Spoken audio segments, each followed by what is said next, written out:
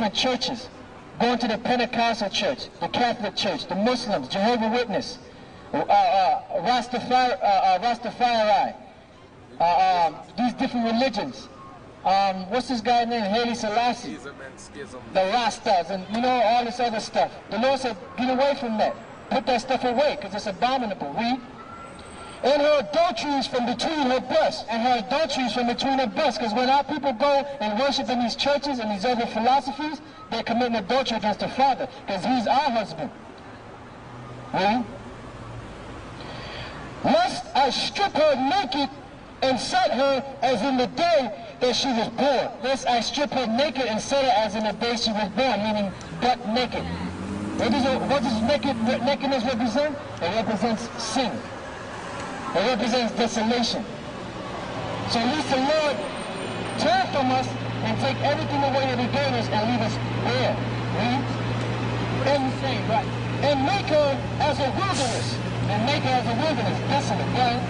And set her like a dry land and slay her with thirst. And I will not have mercy upon her children, for they be, which is us now, for they be the children of whoredoms, for they be the children of whoredom. Why? Because whatever our parents learned, they taught us. Whatever their parents learned, they taught them. So throughout generations, they kept teaching the same thing over and over again, down the line. It became accepted. For their mother had played the harlot, she that conceived them hath done shamefully. For she said, I will go after my lovers. I will go after my lovers because they're giving me food. They're giving me clothes to wear. They're giving me drink. They're giving me welfare checks. They're giving me benefits. I can go to the doctor and don't have to pay. I can go to the dentist, don't have to pay. I can live good. I can have a house. I can have a car. That give me my bread and my water, my wool, my flax, mine oil, and my drink. Therefore, behold, I will hedge up thy way with thorns. Therefore, behold, I will hedge up your way with thorns. You know what it is if you try to walk through a bushes of thorns? What's going to happen to you? You're going to get pricked on every side. So who are these thorns? The other nations. The so-called white man, the Chinese, the Japanese, the Africans, the laws that are set up in this kingdom to ensnare us, these traps that they set up, these different churches, agony, pain, slavery, that's all the thorns that the Lord hedged up in our way. Because our way was supposed to be smooth. But because we sinned against the Father, it became like thorns. That's why the so-called Negroes, the West Indians, Puerto Ricans, Haitians, Dominicans, Cubans are catching hell. That's why they're in the ghetto. That's why they're at the bottom of the pile.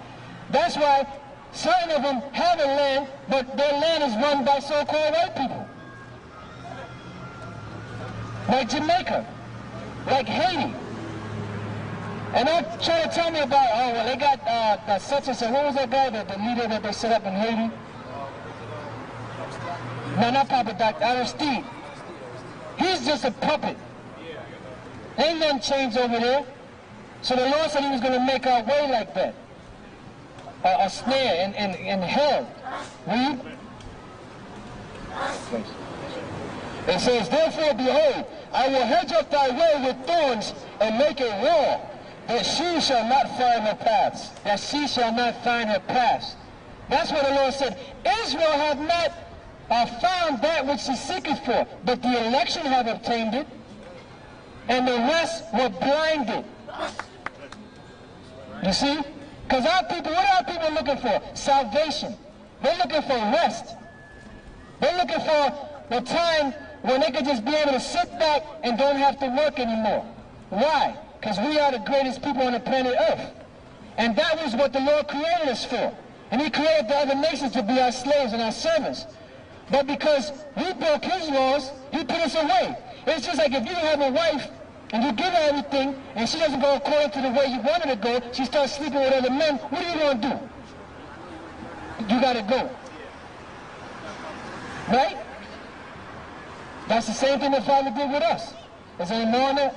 Is there more on that? Is that it? Okay, now go to Isaiah. There's more? Read on. Verse 7. and she shall follow after her lovers. She shall follow after her lovers. Look, I'm not listening to you guys. You can't pay my bills. I'm going to go to the white man. He can pay my bills. He can give me my welfare checks. I eat when I'm with master. Y'all niggas out there crazy. We ain't going to follow you. So read it again. And she shall follow after her lovers, but she shall not overtake them. But she shall not overtake them. Why? Because the Lord is going to cause the so-called white man to shut everything down. He's going to cause the so-called white man, the one that raised our people up and gave them certain little jobs, he's going to cause him to shut them down. The whole GM incident, the GM strike, that was all set up. The reason why it was set up was because they wanted to strike, they wanted the workers to strike, so that they can take all that business and bring it other places like Mexico and other places around the earth, where it's cheaper for labor and they can still sell the cars for the same amount of money. All these things are set up, so the Lord said he was going to cut Israel off. And she shall seek them, but shall not find them. But she shall seek them and shall not find them. Because the Lord said, look, trust in me. But my people trust in oppression.